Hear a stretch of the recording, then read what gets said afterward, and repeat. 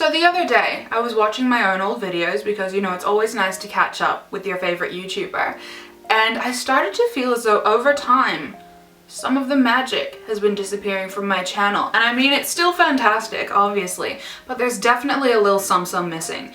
And considering I am nothing if not a magical, wonderful, special snowflake of a human being, I need my videos to reflect that. So I thought that today I would come at you just like old times, heavily caffeinated and ready to talk about myself. If you've been following along with my monthly vlogs, you will know that I've been going through somewhat of a ridiculous series of personal crises. And like, yes, my entire life is essentially a ridiculous series of personal crises due to just like who I am as a very dramatic individual. But this time was a whole new level of collateral damage because my personality went away. Not entirely, because I don't think that's possible, but there was definitely a space of a few months where I just was not myself, and as a result of that terrifying time in everybody's lives finally ending, I feel like I've been going through somewhat of a personal renaissance. Side note, I don't have a real accent, so half the time, like, I don't even know how words are gonna come out until I've said them, and the way that I figure out how I pronounce the word renaissance is that if I say it like renaissance, I feel as though it should be followed by the word fair. And I feel like renaissance fairs are a very American thing, so that's how I know that I pronounce it renaissance. I did also very much study the Renaissance at uni, so you would hope that I'd know how to pronounce it without, you know, tricking myself, but I feel like every little bit helps when we're trying to navigate this kooky, quirky thing we call life. But yes, I do feel like lately I have been having a personal renaissance, and by that I mean that there's been like a ridiculous amount of change happening in my life over the last few years, and I'm not really the kind of person to allow change to happen to me without having my say because I am a stubborn only child control freak. So I don't tend to be like, oh no, all these changes are happening, whatever do I do? I tend to turn around and go with it, but like drag the change with me in the direction that I want to go. And a lot of the time that works really well, but sometimes it ends up being very confusing, and I would say that lately things have been taking a lot more of the confusing turns. So I had a point a couple of weeks ago where I was just sitting down having a think about myself and my life and my choices, and I realized that I hadn't been acting like myself, and so I was like, ew, because it's never nice to lose the person you care about the most, whether that's through a breakup or someone dying. My favorite person is me, and I've had the exact same personality my entire life according to the anecdotal testimony of every single person in my family. So if I suddenly start acting like someone else, I'm not gonna enjoy that, and I'm gonna be a lot less happy. So I started thinking about why I'd started acting like someone else, and then I realized I didn't actually care about why, I just wanted to fix it. So I got up, walked over to that mirror, gave myself the most disparaging look I have maybe ever done, and said, grow the fuck up, you're Maddie McGowan. And my personality came back.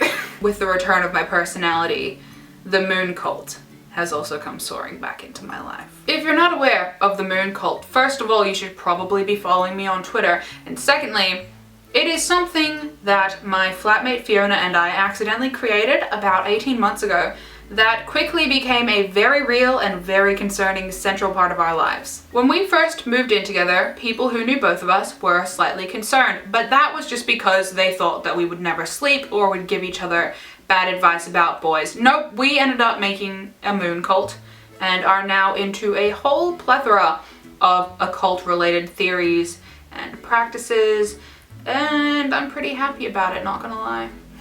The name moon cult makes it sound like it's a very one-dimensional thing, and while the moon obviously, yes, is a key player in this jolly little game, there's a lot more to it. It's a very nuanced lifestyle. We're also very into tarot cards. I used to work with a girl called Annie, shout out if you're watching, and she would get very confused about the difference between tarot cards and voodoo dolls, which are very different things. We don't use tarot cards on people.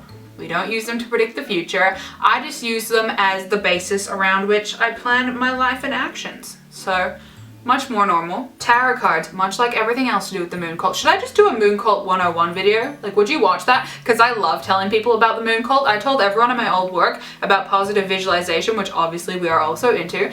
And they tried it and they were like, holy shit, that actually works. And I was like, I know. That's why I do it. But back to my original point, because positive visualization like tarot cards and pretty much everything else involved in the moon cult, only works if you actually believe. And I'm aware that I sound fucking crazy right now. And this did start out like half as a joke, but at this point it's working for me, so I'm not gonna fight it. I'm trying to think of an example that doesn't like directly give away just how creepy we are. This is a very, very minor example, but with everything else, if I were to explain it, you would very easily be able to match it up with a real event from my life, and I don't want that. So, last year I was waiting for a text message, and this was a very important text because, depending on the contents, my life would go one of two ways. That sounds very dramatic, but it's me.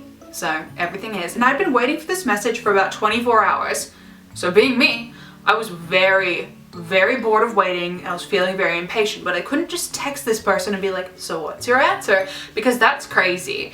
And we have established that I am pretty nuts, but normally it's just kind of bubbling under the surface, and that's where I like to keep it. So I was like, what can I do to make this message come through with the result that I want? Obviously positive visualization. So for about like 2 minutes, maybe 2-3 minutes, just visualizing what would happen, what it would look like, little details, if things were to pan out the way that I wanted them to. And the second that I opened my eyes, I got the text, and it was the answer that I wanted. And keep in mind, this is after 24 hours of me waiting for that text. Like, what are the odds that it comes through? Like, I open my eyes, text comes in. That was the timing. So I don't know if that proves anything to you, but anyway, more on that in a different video that's like moon cult specific. But I am always expanding, always on the lookout for like fun new little practices to add into the moon cult. So if you have any ideas, feel free to leave them down below. At the moment, I'm looking into like a whole array of ancient deities, so like Egyptian and Norse gods, and obviously Greek and Roman, like just to see what's up. I've also been doing normal things like organizing my life and making plans that don't involve speaking conversationally to the universe. But we will talk about those another time, because right now I want to talk about the fact that there's a house on my walk to work that I'm about 150% sure, roughly, belongs to a family of witches. And not in the way that like, ooh, a mean, scary old witch lives there. Like, no. Just like the people who live in that house, they have powers. It's very clear. It's the kind of house where you could walk past it every day and not really notice it, but once you notice it, you're like, witch house. Like, do you know what I mean? Do you have a witch house near where you live where every time you look at it, you're just like, that is a magical house? 150% that is a magical house. I'm gonna write an entire book based upon this magical house, and that's not a joke. I've already started writing the plot outline because it is a freaking witch house. I really do wish that I had updates to talk about that don't make me sound straight up batshit nuts, but that is a very rare occurrence in my life. Speaking of magic, however, one thing that I am not into is magicians. Now, my entire life, I always assumed that no one really liked magicians because I just find them so boring that I don't even know how to explain it. To the point where like, if I think about being forced to watch a magic show, I genuinely feel panicked because I know that there's nothing I can do during that time that isn't gonna make me just bored out of my freaking mind. And I don't get bored very easily because when I was little, my grandma always used to say that boredom is a sign of stupidity. But if you put me in a magic show, I am going to be bored because they're not doing magic. They've just learned a trick and now they're repeating it. I don't find that interesting. If you do real magic, then I'll care. That's interesting. Or if you just sit down and show me how you do the tricks, I'm interested in that. But on no level am I interested in watching you repeat the trick that you've learned. No, that's not interesting to me. And I just assumed that everyone was like that. I just thought that magicians were a thing that like very, very stupid people and like middle of the road intelligence children like, because I don't think I even liked magicians when I was a child. Normally I can understand where someone is coming from, but I just can't. Even like Chris Angel and shit, the only level on which I find magicians like Chris Angel interesting is on the level where I'm like, are you maybe an actual wizard? I find that possibility interesting, but unless they are actually wizards, I just don't care. And I can't understand how anyone over the age of maybe 5 can find magicians interesting. Yeah, I'm gonna leave this here.